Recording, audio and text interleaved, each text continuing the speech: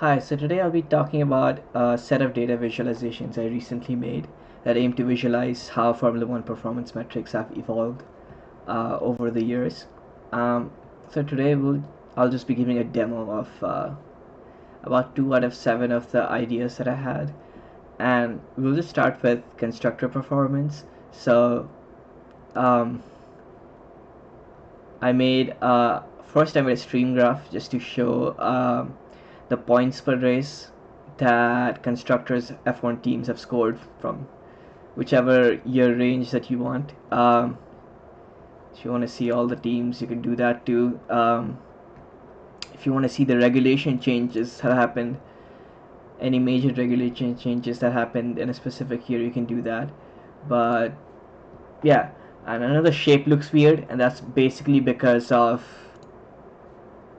this points change. Like the winner used to get 10 points and now they get to 25. So that's why this crazy change happened. But the main insight that I learned from this first chart was that Mercedes for 2015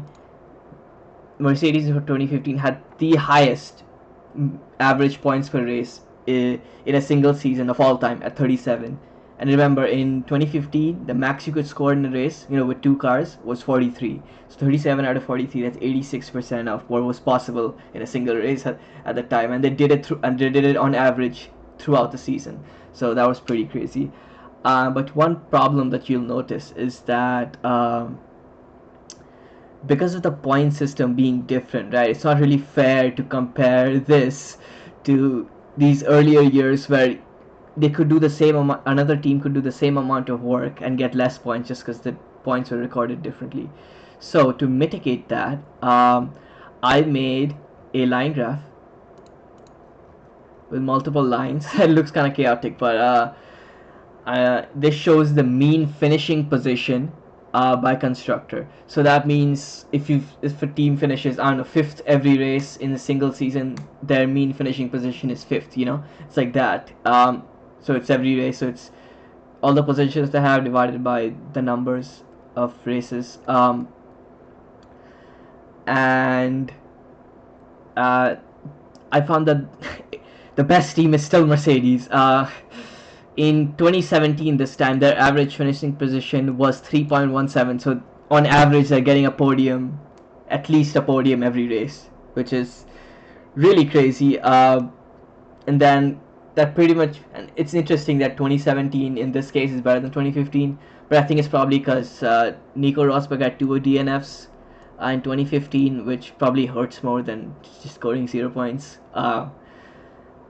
And in terms of the worst teams, the worst team using this metric would be Zach Speed in 1989, where their mean finishing position was 35th. Um, and just to make it clear, the worst finishing position possible in this data set was 39th, which is 35th out of 39th on average throughout a whole season is not good.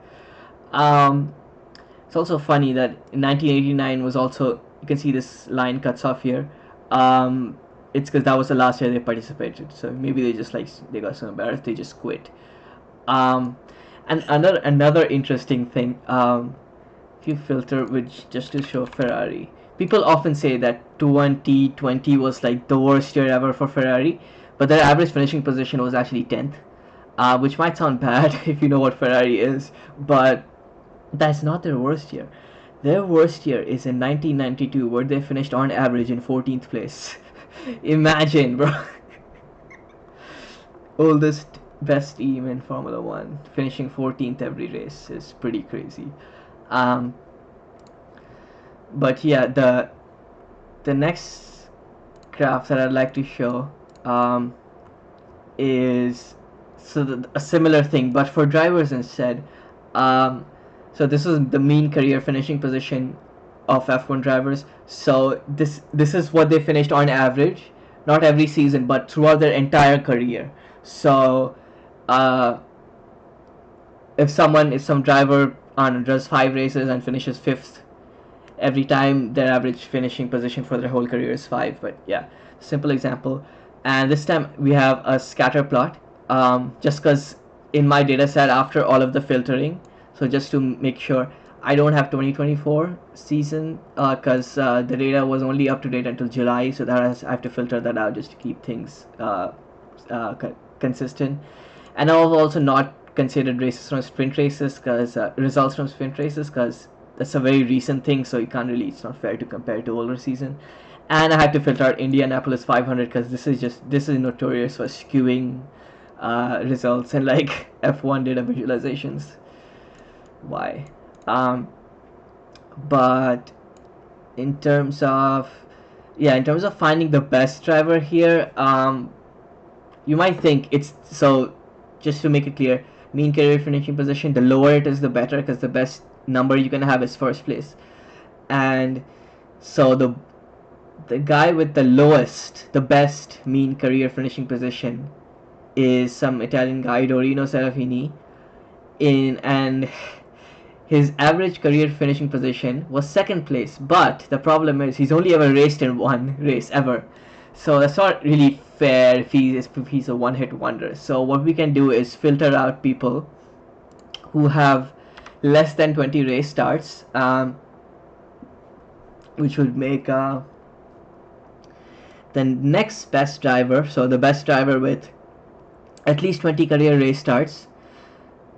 The lowest career finishing position goes to Juan Manuel Fangio from Argentina at 4.79. So this guy, the first to get 5 titles, over his 58 races, finished in average in 4th or 5th place, which is pretty crazy if you think about it.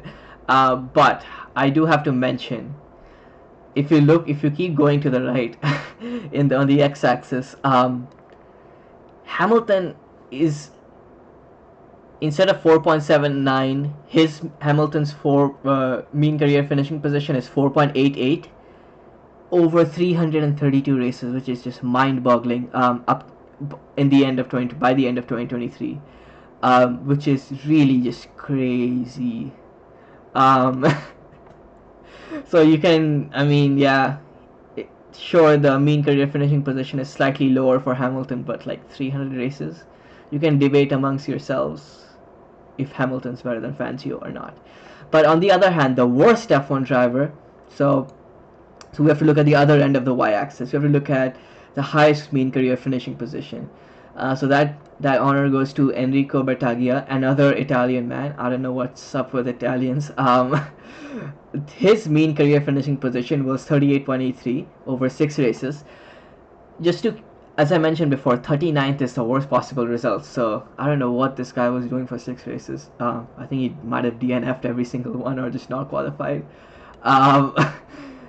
But yeah, if you filter out everyone who has driven less than 20 races, started less than 20 races, the worst driver becomes Bernd Schneider. You might have heard his name before. He's German, and his average career finishing position throughout his whole career was 28th, so about 28th or 29th, and he's driven 32 races. I would not want to be this guy. Interestingly, but the most interesting thing is Bernd Schneider drove for Zagspeed in 1989, the same team that we identified as having the worst mean finishing position in a single season like ever. So I think it's safe to say that the Schneider and Zagspeed combination might very well be the worst driver team combo in F1 history. And this data set was sourced from Kaggle.